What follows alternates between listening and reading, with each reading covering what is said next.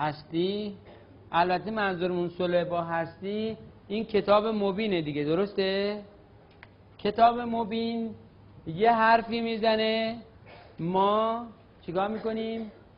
یه کار دیگه میکنیم. دور قبلی با هم اینو بررسی کردیم دیگه، خاطرتون هست؟ دور قبل یه مقدار از این کتاب رو خوندیم، دیدیم که کتاب مبین یه چیزایی میگه، ما یه کارهای دیگه میکنیم، لذا ما منطبق نیستیم. منظور از تضاد با هستی، تضاد با هستی اینه دیگه. خب بنابراین ما وقتی صلح با هستی رو چیز میکنیم که آیین‌نامه رو چیکار کنیم؟ آیین‌نامه هستی رو یاد گرفته باشیم، مثل آیین‌نامه رانندگی. قبوله؟ بنابراین ما وقتی که این آیین‌نامه رو میدونیم با هستی همسو میشیم. خاطرتون باشه خیلی بحثا رو در اونجا در واقع با همدیگه داشتیم.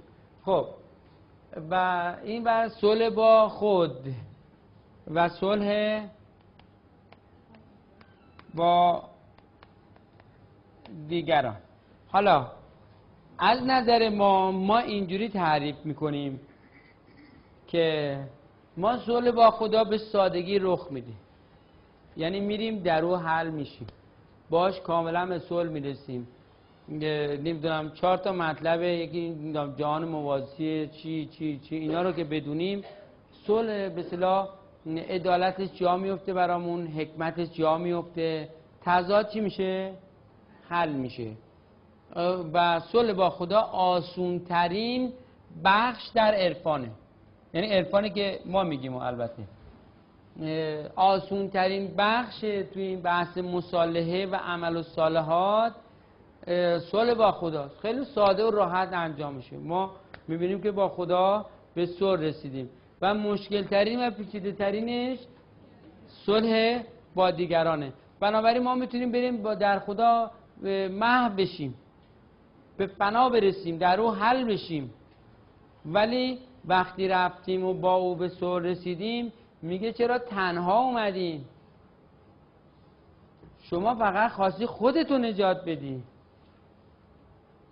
خب نجات فردی خودش یک مظهری از خودشیفتگی است، یعنی به طور غیر مستقیم میگن که تو فقط به فکر خودت بودی، خوب انتخاب کردی، باریکالله، خیلی خوب انتخاب کردی، خوب فکر کردی، خوب از اختیارت استفاده کردی، فقط یه اشکال داره. میگیم چه اشکالی داره؟ میگن اینکه فقط خواستی گلیم خودتو از آب بکشی بیرون. خب آتش سوزی بود، تو دوربرتو نگاه نکردی ببینی که آیا میتونی دست یکی هم بگیری یا نه، یا فقط خودت زود از تو آتش پریدی بیرون. درست میگم یا نه؟ بنابراین میگه خیلی خوب، حالا با من به مصالحه رسیدی، در من فنا شدی، در من محو شدی، کار خوبی کردی، ولی حالا برو پایین. خب با بقیه بیا، دست 4 نفر رو بگیر بیا، تنها نیا. خب که در واقع رحمانیت هم از تو ساطع شده باشه، چون وقتی تنهایی میری یعنی رحمانیت یه اشکالی داشته، ساطع نشده، تو فقط به فکر خودت بودی. ببینید لذا به یک چیزی نیاز پیدا میشه که رحمانیت هم چی بشه؟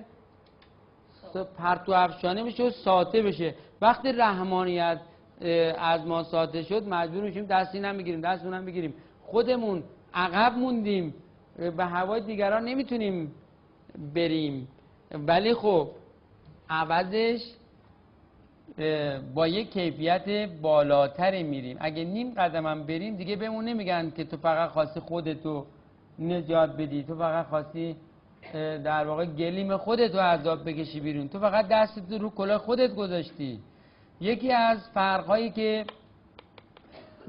که به اصطلاح در بحث مسئله عرفان عابد و زاهد و عارف هست، یکی از مسائلش در واقع اینه که این میخواد گلیم خودشو ببره عذاب بکشه بیرون، خب و اون میخواد که کار دیگری بکنه. یکی از مسائلش و مظاهرش اینه.